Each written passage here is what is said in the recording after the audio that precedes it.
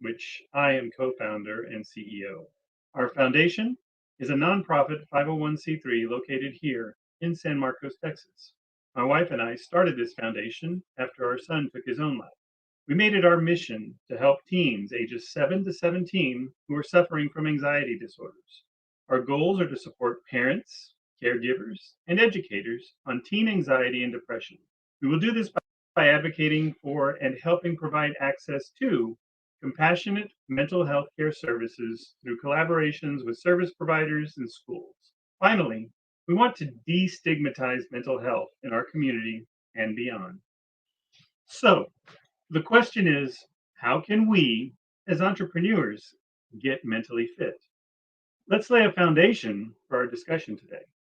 First, these are trying times for all businesses, but especially hit hard during this pandemic are the small to medium-sized businesses. The impact for some of us is still to be determined. Technology. We have all had to step up our technology game to some degree as a necessity to survive. Some of us are doing better than others, and some of us must bite our tongue if we are also having to help our children be remote learners.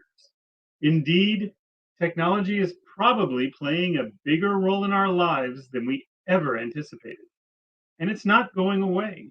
This forced evolution of how we work will be around after the pandemic gets manageable. The economy is poised to change with political transitions and global impacts. We have been reminded that our economy is connected globally.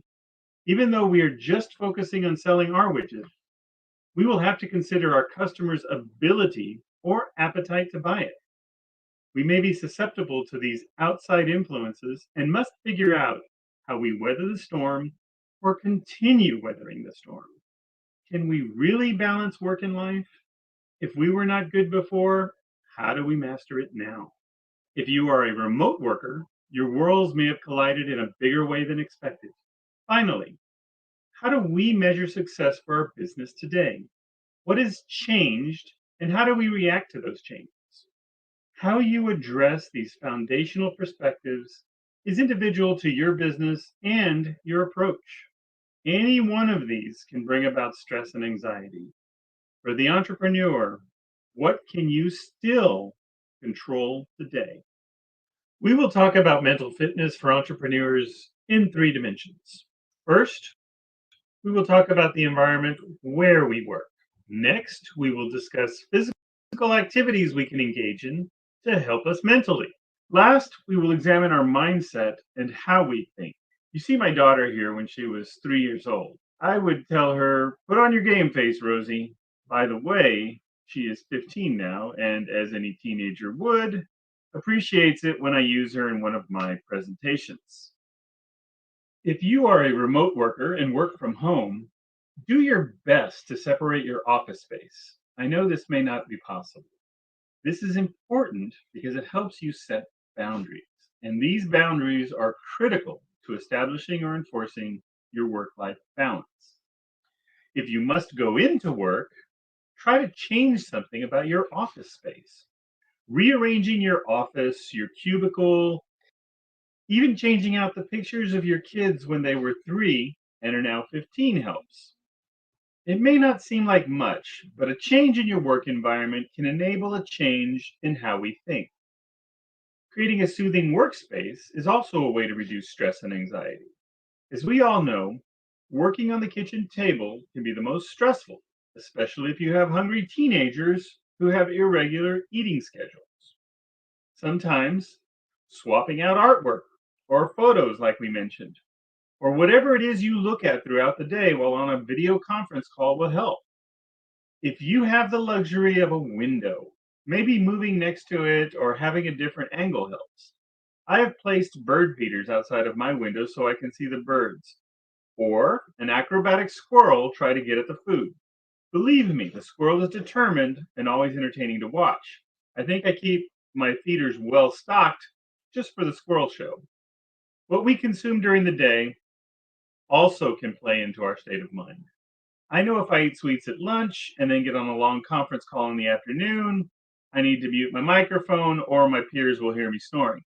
So, having a variety of healthy snacks or meal options can be helpful. This can be a challenge at home because you have your whole pantry available. There's plenty of information online. Find something that appeals to your taste buds and stock up. Finally, this is a mental game we are playing. We want to have a normal routine, but if we don't have a way to reinforce the routine, it will go out the door. So, creating a log to document your work time is important. This will help you set limits on how long your workday is and indicate that it's time for you to quit the workday, that is. Many of us will work and work and work. We have to step away, and this is a good way to help us indicate that time. Like any good intention, creating your work log is good, but the value is in using it. You can be tech savvy and use a computer program, or go old school and pick up a physical planner and keep it on your desk.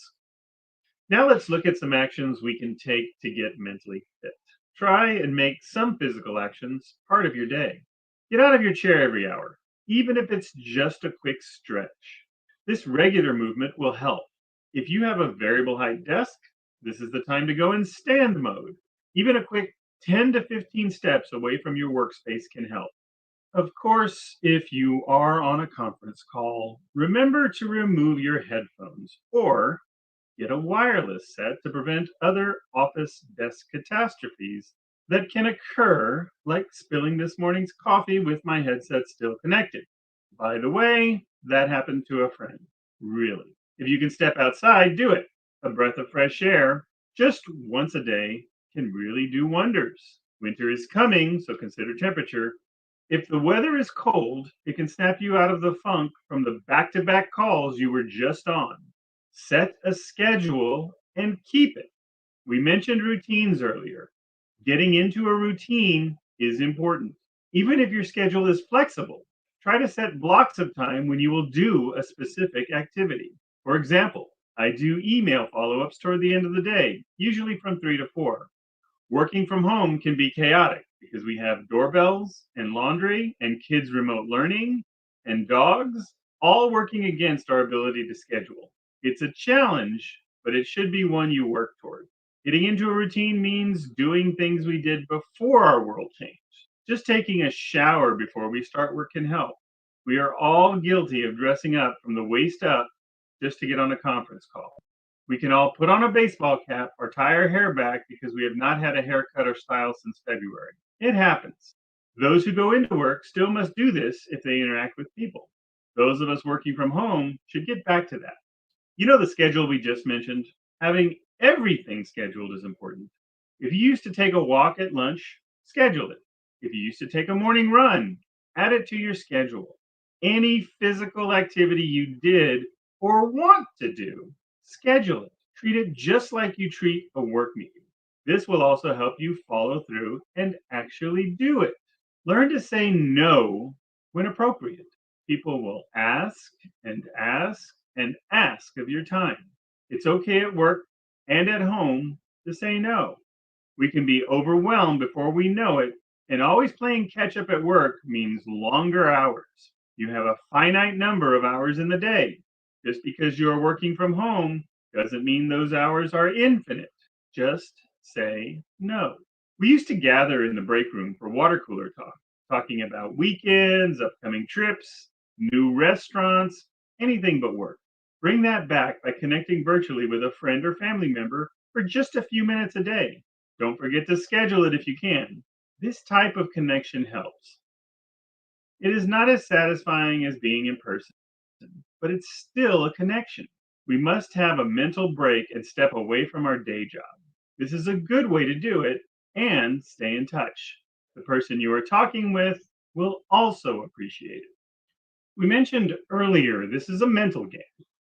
Indeed, dealing with change is a mental game. Many of us were thrust into a change in how we work and how we do business. Here are some ways to approach the mental game. First, practice gratitude. This means stepping back and looking at all the great things that we do have. Focus on just 3. Do it daily. For example, a job, a business, and customers. Some folks like to journal, and this can be a release or outlet to help focus on what is working. It may sound syrupy sweet, but mentally expressing gratitude starts your day on a positive frame of mind. In tumultuous times, this can give you an advantage. Your worst critic is staring back at you when you look in the mirror. Challenge and overcome the critic. Remember, if we think we are a failure, we eventually become the failure our critic sees. This falls into the power of positive thinking movement, which there are many books and programs that address this. I want to break it down to its simplest form. You can't ignore the negativity that can creep in. You must acknowledge it, embrace it, and move forward with that acknowledgement. Here's a basic exercise. Jot down the good and the bad. Sometimes when you see them on paper, you may see some of the bad is irrational. That is our inner critic trying to outgame us mentally. As I mentioned, this is a challenge. See, I just saved you hundreds of dollars in self-help books. Folks, I'm here all week, and don't forget to tip your waitstaff. Another part of positive thinking is finding success. Since things changed, we have all had to adjust how we do business and how we work. This means our view of success may need to be tweaked. How are we getting new customers? How are we keeping existing customers? If I provide a product or service, how is that delivered during COVID-19? We must still set business goals, but we may need to make them real if they are dependent on technology. If we can make a goal, we get a good feeling. We mentally get a win. Business does not stop if there is still demand. We must figure out how we continue to meet and even grow the demand. For me, delayed gratification is always a challenge. I've had to think long term with what I want to acquire. I must put in more or different work or effort to realize the same gain that was easier to obtain back before things changed. Remember, this situation is not going to change in the short term. How do we look down the road? That is the question we need to address. It's easy to blame anyone or anything for our shortcomings or mistakes. Some may be well deserved, but many times we are lashing out because we may be frustrated with ourselves. Try to avoid the blame game. Acknowledge our failings. Learn from them. Blaming others gives others power over us. It can cause us to get stuck because it's someone else's fault. As Yoda says, a path to the dark side, this is. Yes, I am a fan. In short, these are negative thoughts we don't need. If you've never heard of realistic optimism, look it up. It doesn't mean everything is roses all the time. That person who is eternally optimistic can be annoying, and you are imagining that person in your head now. Those people are not rational. Being a realistic optimist means I will face all my challenges, take on the ones I am capable of handling, and accept the ones that are beyond my control. Acceptance can be as simple as scheduling more time to address an upcoming event because it requires complex coordination. Being a realistic optimist goes hand in hand with knowing your limitations. You have to know when to hold them and know when to fold them. Ask yourself, when do I throw in the proverbial towel? When do I need to ask for help? If you are the head of your business, it may be hard to show vulnerability because your employees feed off of your state of mind. Those leaders that embrace vulnerability take opportunities to learn from them to become better leaders. And as a side note, if you recognized the Clint Eastwood and Kenny Rogers references, or even know who those people are, consider yourself old like me. The last item is a key part of the mental game. How is your competition doing during this time? Maybe it's time to evaluate and possibly appreciate how they have adapted. Your competitor can be your teacher. I won't go into another Yoda voice at this time, no matter how tempting it is. Take a look around and evaluate what is working for those competitors that are successful.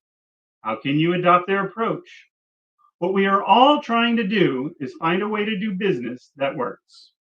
In short, getting mentally fit can take a series of actions to help us adapt to the new normal. What we did before the pandemic may not be what we do now. We must figure out how to keep doing business. The mental game can be stepped up by making changes in our environment, being conscious of our physical activity, and addressing our way of thinking. The Will Thrive Foundation is a 501c3, so I ask you to consider us the charity you choose to donate to on Giving Tuesday, December 1st, 2020. Like Black Friday and Small Business Saturday, Giving Tuesday is the day for getting the word out on donation appeals for charities. Thank you for tuning in, and we will now be heading into our fireside chat. Cheers.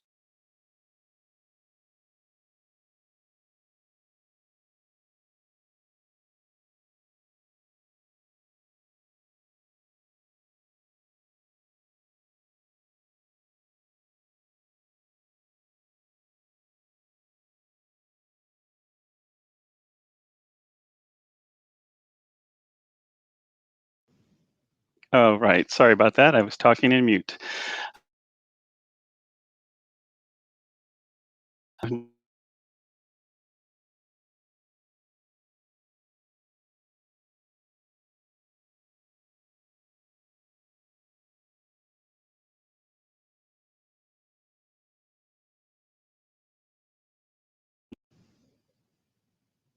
you hear me now?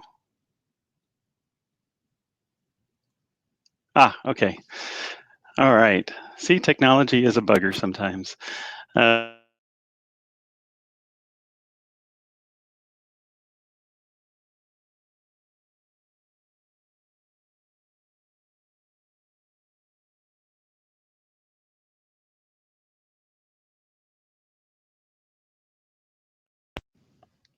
During these times, I don't know why my audio keeps. Um, but yeah, so I'll go through, and if it keeps muting, I'll keep unmuting, and we'll just work through.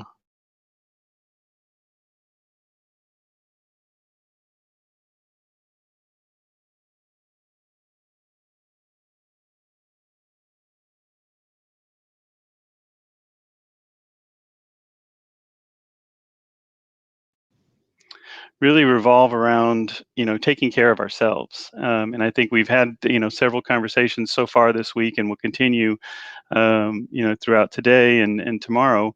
And one of the other things that's always good that can take you away and give you some mental relief is using this time to try something new. Being home now all the time, or in quarantine, or for a majority of the time, being isolated. This is a time for self-development, and so trying some kind of new activity, some new hobby, reading some books. If you've had a stack of books and you haven't been able to get to them, this is a really good time for doing something like that. I think one of the biggest challenges that we have, in trying to just still do the business that we do, is our frustration level is elevated, and for many of us, that may be something that we're not always used to. There are things that would spin us up in the past, that now just an inkling of that spins us up. And I think one of the things that we all need to realize is, it's okay. And it's okay to not be okay during this time. This is a challenging time for all of us. What we need to do is really acknowledge that emotion. That's very important. For a sense of self, but also to give yourself some latitude. Understand that business relationships are really dependent on the relationship piece. So going out on a customer or going out on a coworker doesn't always work with your business environment. So realize that if it's something that you need to work through, you know get the emotions under control, take a deep breath, take a walk, take some time away, and then get back to mending or building that working relationship. um, I think the key to understand is emotions are not wrong. There's nothing wrong about emotions during a time like this that hasn't been around for 100 years. People had to deal with it differently, and we didn't have technology. So it's it's a different world. The other thing is I hinted at it throughout the presentation, is check in with yourself. It's very important that multiple times a day, you step away, take off the headset, or yelling into your laptop speaker, and just go outside, go pet the dog, or the cat, or whatever your pet is. um, you know I think I mentioned I have a bird feeder outside my window, and it's nice to look at the different types of birds that are coming through. They're far and few now because we're moving into winter, even though it's a Texas winter, but it's different types of birds left. And my squirrel really enjoys the bird feeder. So but taking a time, just even if it's just 60 seconds in between calls, can really help you out. Just stepping outside your office, if you have the ability to go outside and breathe in a couple of breaths of fresh air, and just make sure that you're not getting overworked, because it's really easy to do. I think one of the things that we're challenged with is separating, especially when we those of us that are remote workers, is separating work time from not work time. And we have a drive to go through and just do and keep going, and that's what gets us into trouble, because I'm sure our companies appreciate all of the productivity, but the toll it takes on us mentally, the stress level that rises, is because we just don't know how to stop and separate. If you've never been a remote worker and are now a remote worker, one of the struggles you have is not checking your email at 10 o'clock at night, and then having to do responses, and you're always on. I always tell fellow workers or peers, make sure you move your workspace that you're working out of your bedroom. It's really easy to set it up. You can work from your bed, a desk in your room, but there's no separation of those office spaces. And I mentioned that in the video, and that's really a key. And if it's possible, try to move that away and shut down. If you shut down at 5 o'clock or 6 o'clock, it's okay to shut down.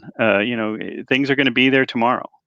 We think because we have so much time, or we're at home, or that we can do some, we can do more, and that doesn't always work for us. We are people who like to have a little bit of a variety of interests to keep us motivated, because then it's easy to get demotivated when you go that way. And I think in my world, I have been in technology for a long time. I retired from Microsoft in 2019 and have been doing technology consulting. And so most of my work at Microsoft was moving people into the digital world. So, that has been accelerated for everybody. And really, that is, for some folks, it's overwhelming. If you're not a technology person, having to now be looking at screens and setting up lighting, and trying to talk into your laptop for more than one day at a time, or multiple days, and it's challenging. So I always say, you've got to ask for help sometimes, and sometimes it's available easily. Sometimes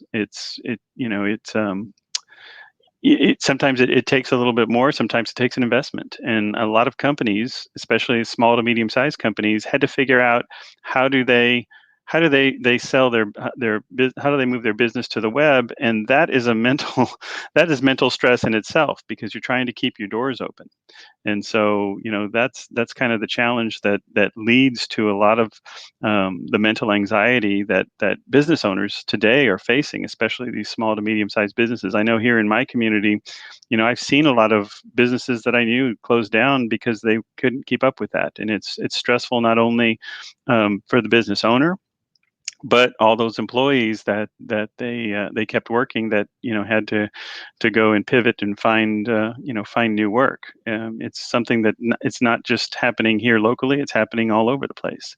But stress and mental anxiety are on the rise all over. I think the biggest issue that we have to face is, this is probably not going to go away anytime soon, and there's going to be some semblance of it that remains. You're probably going to see more people wearing masks when they do start traveling. There's still going to be different types of levels of acceptance of anything that goes to help treat what we're trying to eradicate here. But there's the way corporations are doing business and seeing people being productive from home. There may not be offices to go back to. These are the new realities that we're going to have to come to terms with in some cases. Those of us, those of you who go into work normally, that's probably not a huge issue for you. But I think one of the things is we just have to be ready to adapt to change, and that in itself can be very stressful. So keep that in mind. I think I also mentioned in the video that you should try to get into a routine as much as you can. If at all possible, do something on a regular basis, because you did before. You got up, you did whatever you did to get ready for work. You went and grabbed a coffee or a breakfast, and you went into work, and you did email, and everybody did their normal thing, because we're creatures of habit. So when you have this almost instantaneous disruption, it was a light on, a light off, and bam, we had to change things the way we work. We were kind of in a free fall, and just being with that level of uncertainty of what does tomorrow look like. Those of us who had a disrupted routine, struggled, and we were getting stressed, we were getting upset, there was uncertainty of our job. All these things play into our mental state of mind. So if you can use a schedule, if you can try to say, okay, this is, and some of you probably have already done that, but if you can get to a point where I'm going to do this, I'm going to put this into a routine, and I'm going to do this. And like I said, even if things that are not really work related, but you set time for them, you got up to go to take a break about 10:15, whether it was a smoker's break, or in my case, a non-smoker's break. You got to walk around and do something. You got to visit with your coworkers. Set some time like that, and show, that you're still trying to do some semblance of normal during this time. I think that's really important. And then, I think one of the things that really drew me to seeing this is that if you're a primary person in your household and you're mentally stressed, those around you that live with you feed off of that. I mentioned that if you're the leader of your company, your employees feed off of your state of mind. So that adds a whole nother layer of stress that you have to deal with. But just being in your household and being stressed out means that you're going to be, if you have kids, be snippy with with everything, with your kids, with your spouse, siblings, peers, roommates, wherever you live. I think that's a big effect, because it continues to reverberate with those around you. We all talk about today having a bubble, and this bubble is around like people who we want to associate with, that are maybe not just around our immediate circle. And what does that do for you, and how does that work, and how does that impact, and if you can create that even from a professional perspective, set the ground rules and do that, that could help minimize some of your stress. But I am going to be open for a couple of questions here, so I will open it up. Okay, first of all, Ed, I just want to say thank you so much for sharing your wisdom, sharing your story. And I'm going to give you a little pushback. I'm Okay. going to say that I think the best motto is to live long and prosper. I knew you were going to reference my Yoda. Yeah. I'm a Star Trek I'm a fan, Star Trek so fan I'm a too. Trekkie. I like them both, so Yeah, that's okay. so I came late to the party with the Star Wars versus Star Trek thing, so I'm a Trekkie.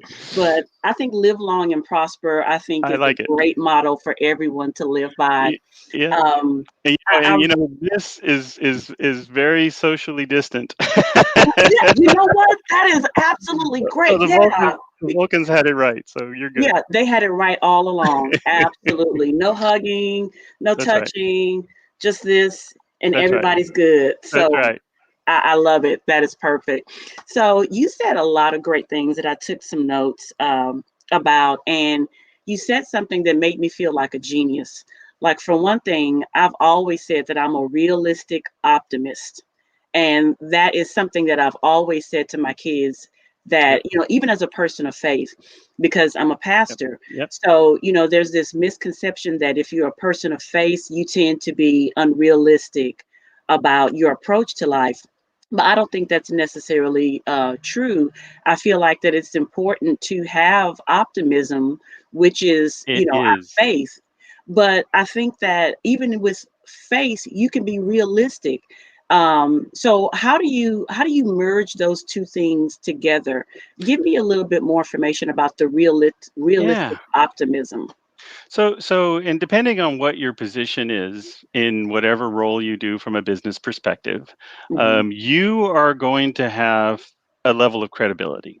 Hmm. And so, if you understand that optimism is a motivator, Yes. but when people see your optimism, if it's not tempered with any type of reality, because they Hmm. can tune on the news and look at their friends and see what's going on in their community, you start to lose that credibility, and that can erode your ability to accomplish whatever it is you're trying to accomplish, whether it's from a business, whether it's from the pulpit, whatever it is in life you're trying to do. So you've really got to temper that optimism with what we're seeing, because people will then stop listening. And if Hmm. they stop listening and your message isn't getting out, you're not going to sell your service, you're not going to convert these people, and you're not going to bring more to do business with you. So you really just have to kind of look at things and understand, I can't control these. Hmm. What you're seeing on the news is probably not something that I can control. So I'm going to acknowledge it and see, how do I do business now with that stuff going on, and tune it Right. out. And that's kind of one of the things also that, that I also throw out as a tip right now, is that, if you can tune off the news, tune it off, because man, that can Hmm. get you down and depressed and raise your anxiety Yeah. easily. So, tuning that out and reading a book or whatever, or talking to a friend, is gonna make you feel a little more relief mentally, Hmm. than watching the tube. Now, of course, you can still binge good stuff like Discovery for Star Trek fans, or The Mandalorian for Star Wars fans. Right. We've got new but material. those are escapes, and those are good. And if you can find an escape, that's going to give you some mental relief too. Just understand that escapes that aren't addressing what's causing your anxiety and your stress level are only going to be short-term fixes. Yes. So Okay. cool. Well, thank you so much for expounding on that and for Yeah. answering that question. And I think that's a great segue to bring in Yashi. I'm going to read her bio because the work that she has done